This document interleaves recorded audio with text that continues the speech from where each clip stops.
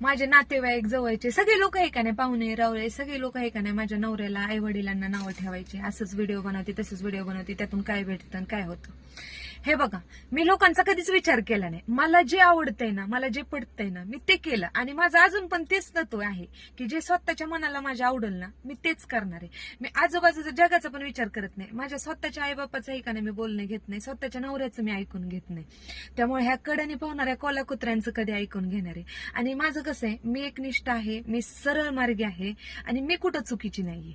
त्यामुळे मला ह्या लोकांचा विचार करायचा नाही. मी मस्त व्हिडिओ बनवत राहणार. हे आयुष्य मला एकदाच आहे. पुढच्या जन्मात मला कसला जन्म येतोय, कुत्र्याचा येतोय, माकडाचा येतोय का नरकात येते, कारण की हे आता माझे कर्म आहेत. ही माझी खरी परीक्षा आहे आता. कारण की करता धरता परमेश्वर आहे, त्योच करायला लावतो आणि त्योच करून घेतो.